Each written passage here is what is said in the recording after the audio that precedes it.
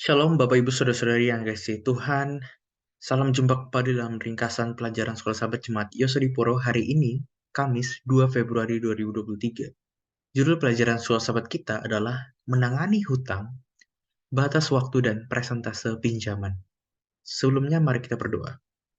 Tuhan, urapilah kami dan kuasa Roh Kudus-Mu agar pelajaran Sekolah Sahabat ini dapat kami mengerti dan juga kami aplikasikan dalam kehidupan kami ya Tuhan.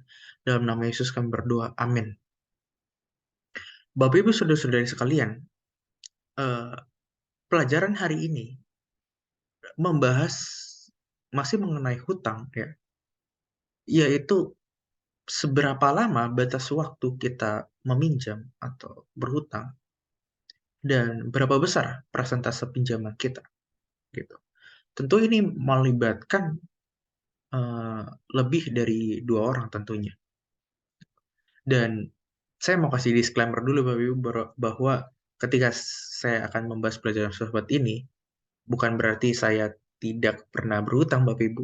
Tapi kita akan melihat bagaimana Alkitab menjawab tentang cara menangani hutang. Bapak Ibu, saudara-saudara sekalian, apa yang Alkitab katakan eh, mengenai batas waktu dan juga presentase pinjaman ini? Di dalam Ulangan pasal 15 ayat 1 sampai 5, Keluaran 21 ayat 2 dan Imamat 25 ayat 3 sampai 4 ya. Jadi pada saat zaman Israel, paling lama waktu seorang berhutang adalah 7 tahun ya. 7 tahun dan mungkin Bapak Ibu bertanya apakah ini masih relevan hingga sekarang ini gitu. Karena pada waktu itu zaman Israel sistem pemerintahnya adalah teokrasi ya, setelah keluar dari perbudakan. Ya, jadi Tuhan yang langsung memerintah dan ada peraturan sipil seperti itu. Dan ya tentu di Indonesia tidak menerapkan norma seperti itu ya, atau aturan seperti itu maksud saya. Dan itu bukan hanya untuk mereka yang menghutangi, atau ya bukan hanya mereka yang menghutangi, tapi mereka yang dihutangi juga. Jadi dua-duanya dalam dua pihak yang berhutang harus terlibat penghapusan hutang paling lama 7 tahun. Apa yang kita pelajari di sini bahwa Tuhan memperhatikan masalah-masalah keuangan seperti ini, Bapak Ibu Saudara-saudari. Dan ayat-ayat ini mengakui adanya utang. Jadi Bapak Ibu, hutang bahkan cara menangani hutang itu adalah Alkitabiah Bapak Ibu.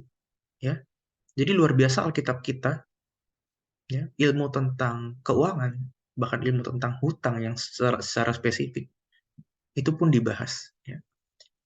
Apa yang mau kita pelajari di sini bahwa eh, prinsipnya adalah Tuhan ingin sedapat mungkin hutang itu dihindari. Ya. Jadi apakah waktu 7 tahun ini paling lama masih relevan hingga sekarang ini atau di negara kita, prinsipnya saja yang kita ambil bahwa Tuhan ingin sedapat mungkin hutang itu dihindari. Nah, kalau kita melihat beberapa case atau kasus di eh, bahkan di belahan negara manapun ya, ada yang cicilan sampai puluhan tahun ya, karena pinjaman ya. Tetapi biaya yang besar karena pinjaman, contohnya rumah, gitu, bisa besar biayanya itu karena adanya kredit untuk pinjaman ya. Kita tahu, kita sudah mengetahui dan mungkin ini relate dengan kehidupan Bapak Ibu ya. Begitu juga dengan para pelajar ya, para pelajar yang sedang menempuh pendidikan ya.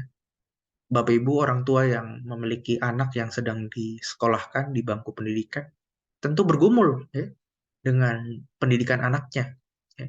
Supaya anaknya bisa mendapatkan pendidikan yang lebih bagus dan bisa bersaing di dunia pekerjaan sehingga mendapatkan penghasilan yang lebih gitu.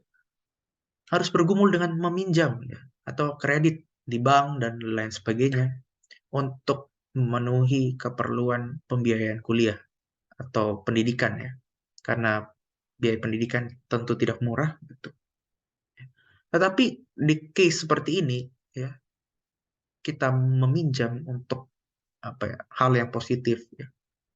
Perlu berdasar kepada prinsip yang tadi bahwa sebisa mungkin kita meminimalisir dan menghindari pinjaman itu. Ya.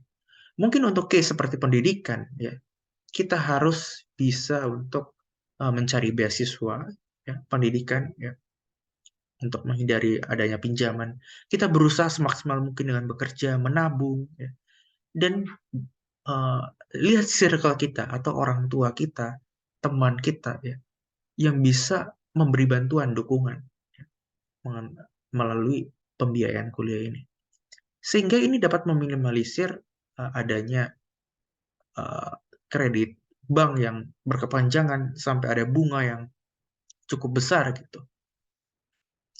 Dan kalau kita melihat bahwa uh, bagaimana batas waktu dan persentase pinjaman, ya, kalau seperti itu, ya, di dunia yang tidak ideal sekarang ini, Bapak Ibu, meminjam itu pasti, ya, tetapi pastikanlah kita memiliki kesepakatan yang ideal, ya, antara kita dengan sumber pinjaman kita, dan juga kesepakatan bagaimana tingkat bunga yang terbaik, ya, yang tersedia ketika kita mengkredit mungkin di bank, ya.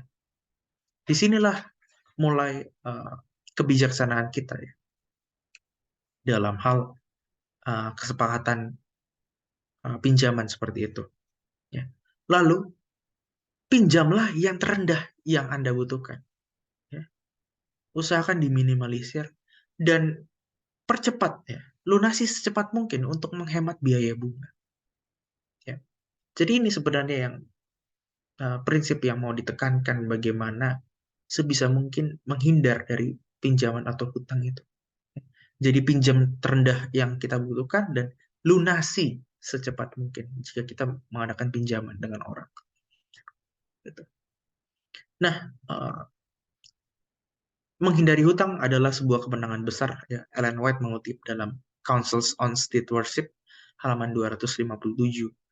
Hapuskan hutang secepat mungkin. Ellen White mengatakan bahwa hutang harus dihapuskan secepat mungkin. Dan ini sesuai dengan prinsip Alkitabiah.